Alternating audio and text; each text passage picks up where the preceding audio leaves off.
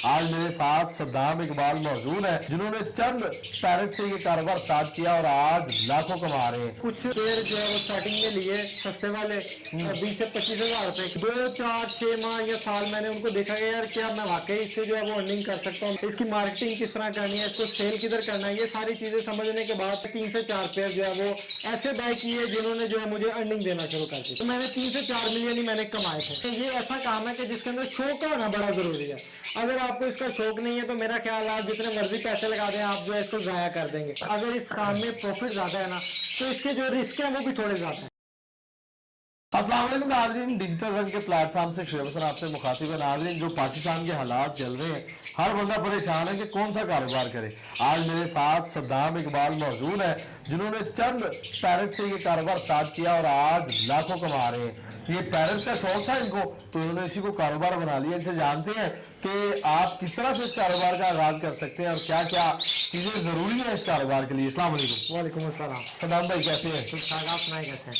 सद्दाम भाई सबसे पहले बताएंगे आपको कैसे शौक आया और कैसे ये आपको पता चला कि आप इनकी परवरिश कर सकते हैं और इनसे पैसे कमा सकते हैं। देखिए वैसे तो शौक की बात करें तो वो छोटे होते से था, कोई ना कोई पेट जो है वो घर में होता ही था शुरू से ही। कभी कबूतर, कभी बिल्लियाँ और कभी तोते। बचपन से पेट लवर थे आप? बचपन से पेट लवर थे तो ऐसे शौक ही चल रहा था ये लॉकडाउन से पहले तक। लेकिन लॉकडाउन के अंदर जब टोटली फ्री हो गए, कहीं ना कहीं कमाने का कोई ऐसा सोर्स नहीं नज़र आ रहा था, तो फिर इस काम को जो है मैंने एज ए प्रोफेशनल स्टार्ट किया। तब मैंने जो है वो कुछ पेयर जो है वो स्टार्टिंग में लिए सस्ते वाले 20 से 25 हजार रुपए के।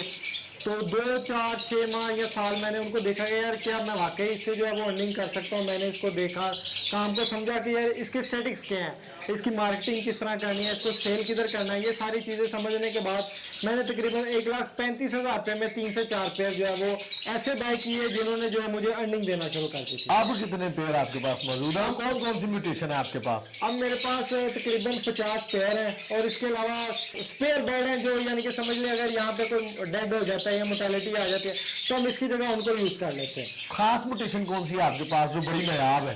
देखिए इस टाइम जो है मेरे पास येलो फेस अवेलेबल है जो कि दुनिया में इस टाइम बहुत ज्यादा नायाब है। अच्छा। और आने वाले टाइम में इसकी वर्किंग भी बहुत ज्यादा है। ये पेलफेलो में जाएगा, डनफेलो में जाएगा, डिल्यूड में जाएगा।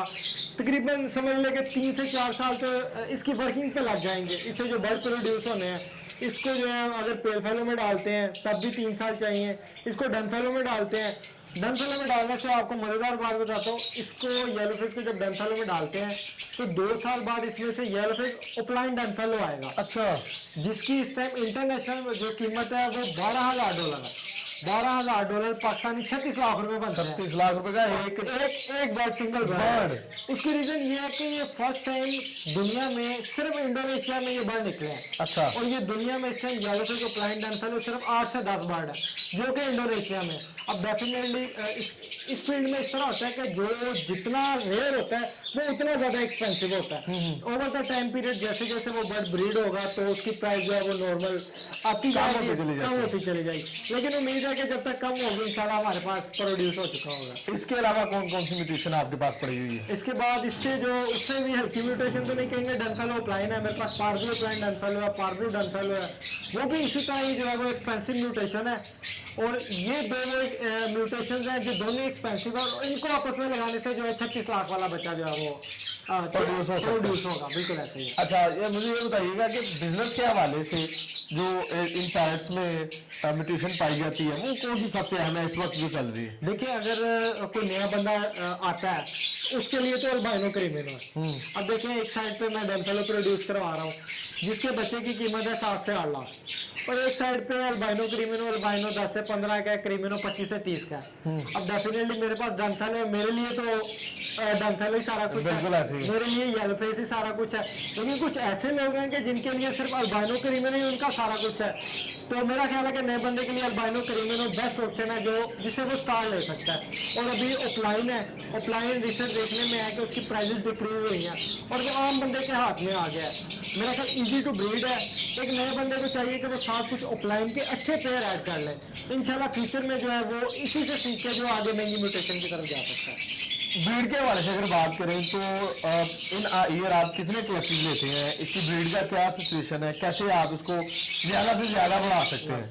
लेकिन बेसिकली इसके अंदर इनका जो है ना सीजन होता है, यानी कि आप उसके अलावा भी ले सकते हैं।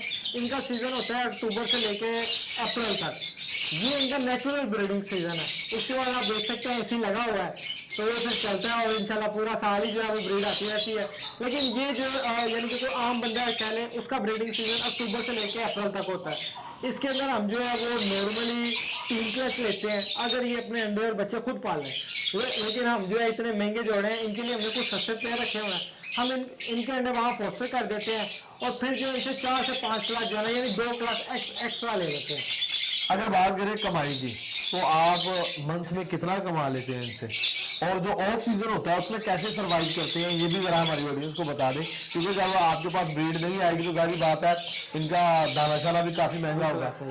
देखिए बेसिकली इसके अंदर इस तरह होता है कि इसकी जो ब्रीड है वो शुरू होती है जाके कहीं दिसंबर और जनवरी में।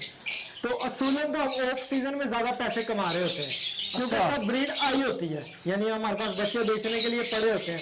लेकिन जैसे ही सीजन शुरू होता है, जैसे ये राइट टाइम में सीजन शुरू हुआ हुआ है, अभी हमारे पास बेचने के लिए कुछ नहीं है, ठीक हो गया। लेकिन उसका तरीकाकार ये होता है कि हमने जो पहले बच्चे बेचे होते हैं हम जो है वो कुछ पैसे इस तरीके से सेव कर लेते हैं, या कुछ ना कोई मेरा ख्याल एक बार बेचे तो सीजन का जो है वो दाना पानी निकल आता है, जो है वो गुजर जाता है। कितने हैं आप मंथली अगर एक अंदाजा किया जाए राउंड अबाउट तो? देखिए ये सबसे पहले डिपेंड करता है कि सेटअप कितने का। अब लास्ट ईयर बात करें तो 3 to 4 मिलियन का मेरा सेटअप था और मैंने 3 से 4 मिलियन ही मैंने कमाए थे, और वही 3 से 4 मिलियन मैंने इस टाइम जो दोबारा इन्वेस्ट कर दिए हैं। अब ये तकरीबन एस्टिमेटेड 6 से 7 मिलियन का है माशाल्लाह। अब देखिए अगर मैं अपनी बात करूं तो मेरे हिसाब से तो 6 से 7 मिलियन मुझे इनसे आना चाहिए।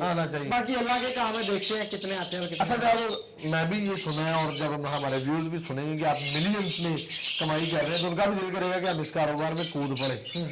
कैसे किसी को आना चाहिए और उसके लिए क्या प्रिकॉशंस होनी चाहिए कि वो ये कारोबार स्टार्ट कर सकता है? देखिए अगर आपने मिलियंस कमाने हैं तो आपको मिलियंस लगाने पड़ेंगे। सबसे तो जैसे मैं आपको बता रहा हूँ मैंने 4 मिलियन कमाया, फर्ज करें कि नया बंदा आता है उसको मिलियन लगा भी दिए, तो क्या इनको संभाल सकता है? ये ऐसा काम है कि जिसके अंदर शौक का होना बड़ा जरूरी है। अगर आपको इसका शौक नहीं है तो मेरा ख्याल आप जितने मर्जी पैसे लगा दें आप जो है इसको जाया कर देंगे। तो बेहतर ये है सबसे पहले आपको शौक हो, शौक होने के बाद जो है फिर भी यानी कि अगर आपको शौक भी है तो फिर भी आप कुछ सस्ते पेड़ से स्टार्ट करें ताकि यार आपको रखना आ जाए, आपको इनकी ब्रीड लेनी आ जाए, आपको पता चल जाए कि आपने मार्केट में बच्चे सेल किस तरह करने हैं। क्योंकि सांस वाली चीज है, अगर कुछ भी कमी पेशी हुई तो ये लॉस हो जाएगा। देखिए अगर इस काम में प्रॉफिट ज्यादा है ना तो इसके जो रिस्क है वो भी थोड़े ज्यादा है।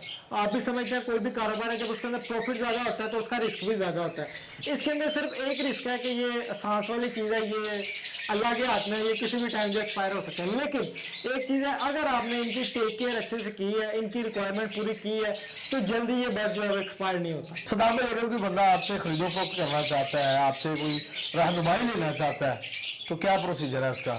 और देखिए हम अवेलेबल हैं हर तरह से, क्योंकि खुद भी कर रहे हैं तो चाहेंगे कि यार जिस तरह हम पैसे कमा रहे हैं आने वाले नए लोग भी कमाएं। तो कर रहे हैं आप? अभी बेसिकली बॉक्स लगा दिए हैं, अंडे बच्चे आए हुए हैं, आपको भी अंडे भी और बच्चे भी दिखाते हैं। तो इंशाल्लाह जैसे ही बच्चे बड़े होंगे ये अवेलेबल होंगे दोस्तों के लिए। और रहनुमाई के लिए अगर कोई कॉन्टैक्ट जी मोस्ट वेलकम, मोस्ट वेलकम। देखिए जी सबसे बड़ी चीज़ है वो नॉलेज।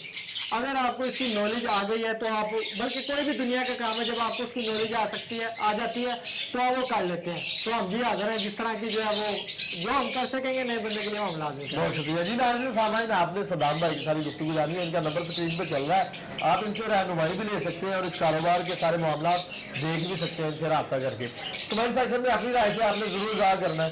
आपने मेरे बात को दीजिए इजाजत, अल्लाह ने के बाद।